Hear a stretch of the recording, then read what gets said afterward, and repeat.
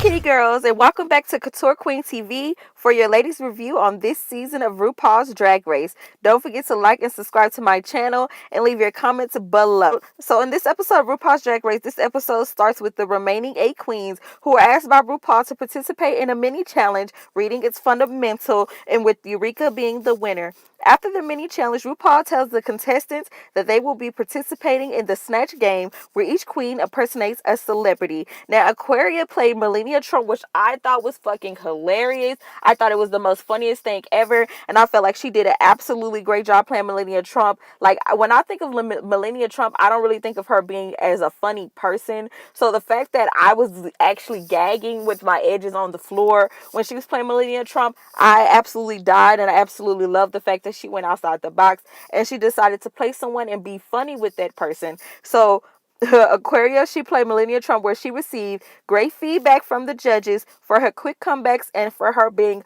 absolutely hilarious. Asia O'Hara Land, on the other hand, she played Beyonce, which I will say which is definitely a disappointment for me. Beyonce is just someone that I feel like you should just really stay far away from in the Snatch game, especially if you're not going to be funny with Beyonce. So she also issued out an apology on Twitter for her Snatch game because it was actually that bad, and it really was. And she received some harsh critiques from the judges as well. Eureka played Alana Thompson, and she received positive critiques back from the judges as well. Cameron Michaels also played China, and she received mixed critiques from the judges, but they were ultimately good. And so did Miss Cracker, as she played Dorothy Parker. She also received mixed critiques back from the judges as well. Monette's Exchange played Maya Angelou, and she received positive critiques back from the judges.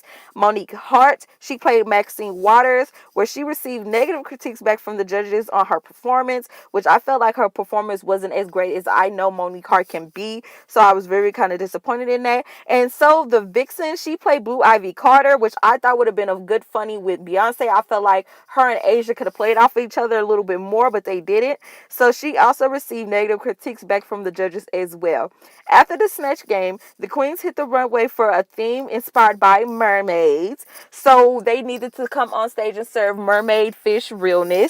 And on the stage, Cameron Michaels and Miss Cracker were deemed safe with their runway looks, and I felt like their runway looks were good, but they weren't the best, and they were not the worst. Eureka and Monet Exchange received positive reviews back for their performances, but they both received mixed commentary on their runway looks. Like I said, I felt like Eureka could have did a little bit better, and so could Monet Exchange. I know Monet Exchange could have did a little bit better with her runway, but all in all, they were okay. It was just mixed commentary. It wasn't completely all bad. And Aquaria was the winner of this week's challenge. This is her second challenge she has won, and it was based on her performance for Melania Trump, like I said, which was absolutely hilarious. I felt like she kind of stole the Snatch game. And then also with her runway look, where she was giving me toxic fish, rescued realness. So I actually really like that. Asia O'Hara Land, Monique Hart, and the Vixen were all criticized for their impersonations and for their runway looks. At the end, Asia O'Hara was deemed safe. Monique Hart and the Vixen were ultimately in the bottom, so they had to lip sync for their lives to Cut to the Feeling by Carly Rae Jepsen.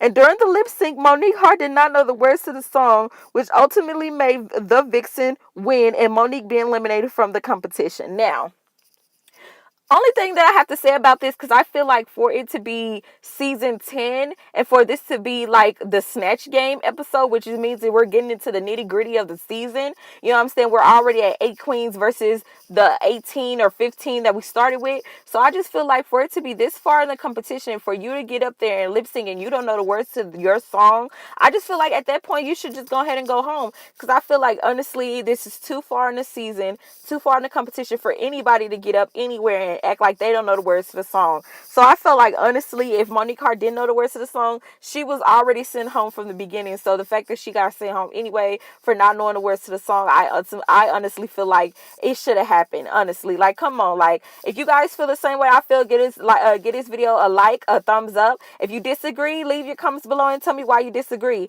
But ultimately, I was really disappointed in Monique Hart. I felt like for what she had to bring to the competition, I feel like she could have did way better than not knowing the words to a song. Like, you know what I'm saying? Like, come on. Like, it's season 10 of RuPaul's Drag Race. Like, let's step our cookies up. Who you think will go home next week? Leave your comments below. If you agree with me, like and comment and subscribe. You guys disagree with me, still like, comment, and subscribe. And let me know how you feel. This is Couture Queen TV. Peace.